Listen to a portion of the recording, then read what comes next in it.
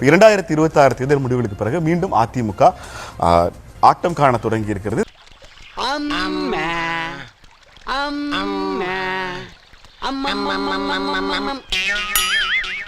சட்டமன்ற தேர்தல் முடிவுகள் வெளியான பிறகு மீண்டும் அதிமுக இரண்டாக பிளவுபட்டிருக்கிறது.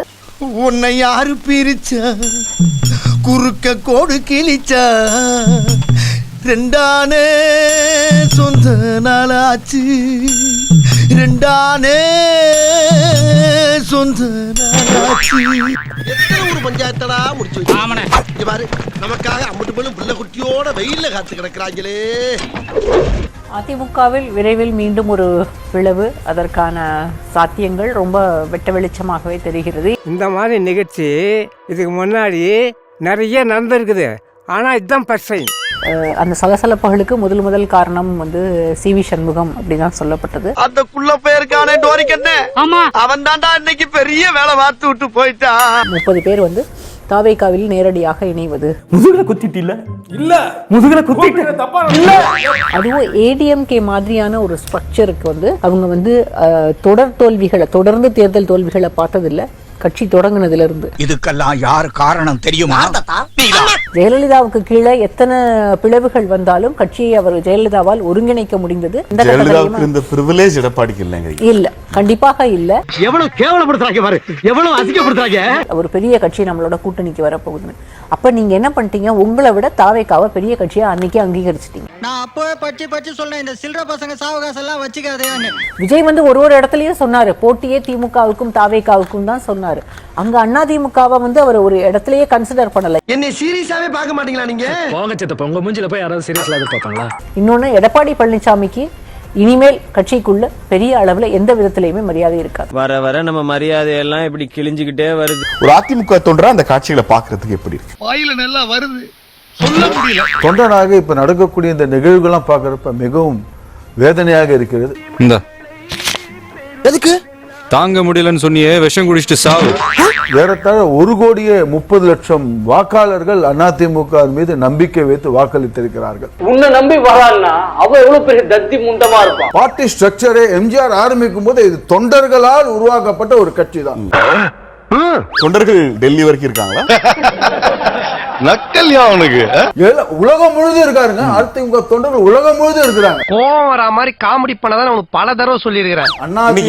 இன்னைக்கு சி.வி. சண்முகம் ஒரு லெட்டர் பேட் எடுத்துட்டு போனார். அந்த லெட்டர் பேட பாத்தீங்களா? எடப்பாடிக்கு எதிராக ஓபிஎஸ் அடிச்ச லெட்டர் பேட் மாதிரி, எடப்பாடிக்கு எதிராக சசிகலா அடிச்ச லெட்டர் மாதிரி, எடப்பாடிக்கு எதிராக வேலுமணி அடிச்ச லெட்டர் பேட்.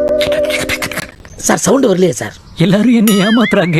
இங்க அதிமுக தொண்டர்கள்லாம் இன்னைக்கு பாத்தீங்கன்னா போஸ்டர் ஒட்டுறதுக்கு நான் ஓணும், வாக்கு கேட்கறதுக்கு நான் ஓணும். ஆனா இது வரைக்கும் ஒரு பதவி கூட எந்த தொண்டரும் கேட்கல. ஓ, அவ்வளவு பெரிய தியாகிங்களா?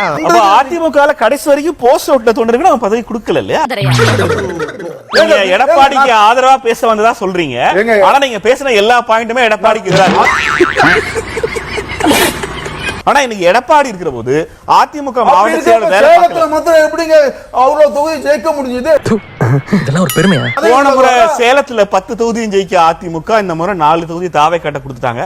அத வேற ஞாபகப்படுத்திட்டீங்க.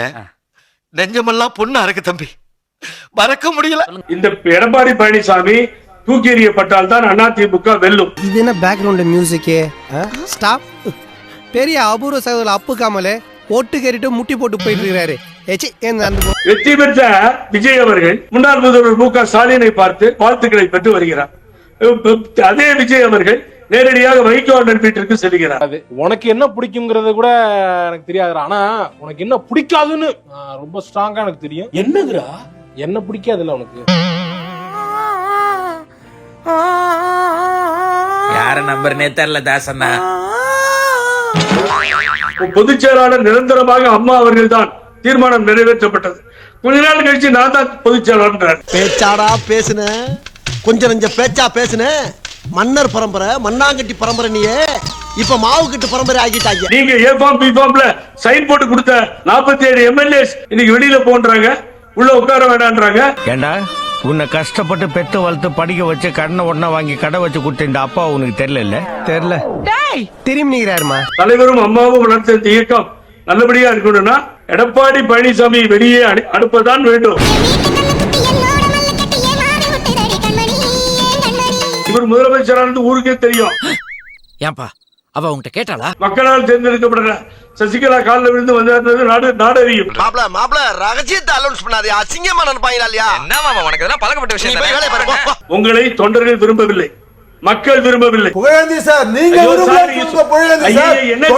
எடப்பாடியார் தான் விரும்புறாங்க. நீ பார்த்த இது மாதிரி ஒருத்தர் உட்கார வச்சுட்டு அவஸ்தையா இருக்கேன் சார். இந்த தங்கச்சிக்கு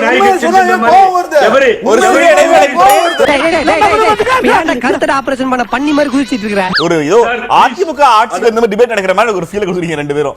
அதிமுக எதிர்க்கட்சியா கூட வரலங்கிறத நம்ம கவலை.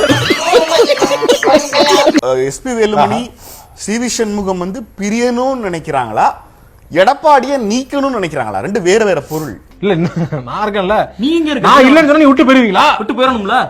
அது நீங்க கம்பல் பண்ணி என்ன கூட்டி போணும்டா. கெடுக்கிறது இல்ல ஃப்ரெண்ட்ஷிப், குடுக்குறது தான் ஃப்ரெண்ட்ஷிப். வாங்கடா. இப்போ இந்த 27 பேரோ 30 பேரோ 35 பேரோ வாட் எவர் இட் இஸ், நீங்க சொல்லுகின்ற எண்ணிக்கை அவர்கள் தாவேக்காவில இணையணும். முதலாளியா தாவேக்காவில இணையறதுக்கு தான் இங்க சட்டம் அனுமதிக்கிறது. நீங்க தனி பிரிவாக செயல்படுவதற்கு சட்டம் அனுமதிக்கவில்லை. எடுக்கிற முடிவெல்லாம் நமக்கு சாதகமா தான் இருக்கு. நம்ம குடும்பத்துக்கு கௌரவம் தான் முக்கியம். கீழே ஏதோ பர்பி கிடக்குது. இல்ல இங்க பாருங்க, இங்க பாருங்க, பர்பி இல்ல, சும்மா சொன்ன. ஆவதும் பெண்ணாலே அழுவதும் பெண்ணாலேன்னு சொல்லுவாங்க ஒரு வசனம். சோ அந்த ரோஜா அப்படின்னு இருக்கக்கூடிய பேர் இருக்கக்கூடிய அந்த மேடம் தான் காரணம். யார சொல்றான்? யார் இந்த ரோஜா? இந்த லாட்டரி குடும்பத்தில் இருக்கக்கூடிய லீமா ரோஸ். அவங்களதான், அவங்க வந்ததுக்கு அப்புறம் ஒரு 20 வருஷத்துக்கு முன்னாடி கிசு எழுதுவாங்க. நானும் உட்கார்ந்து டிரான்ஸ்லேட் பண்றேன். யார் ரோஜா? லால்குடி சட்டமன்ற உறுப்பினர் லீமா ரோஸ். அவங்க உங்க மேல அவங்க டெஃபமேஷன் போடட்டும்ங்கற நான். என்னடா அது? மேற்கொண்டு வேணா 4 அடி சவுக்கால் அடிச்சிட்டு போடா. அதுக்காண்டி வர்றேன் போறவங்க எல்லாம் ஜாயின் பண்ணி விடாரா? நல்லா இருக்காது. அதிமுக தனிப்பெருமை ஆட்சியில் இருக்காருன்னா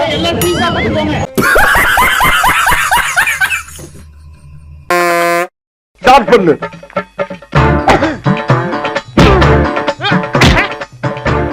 இங்கிட்டு வா. அப்படியா?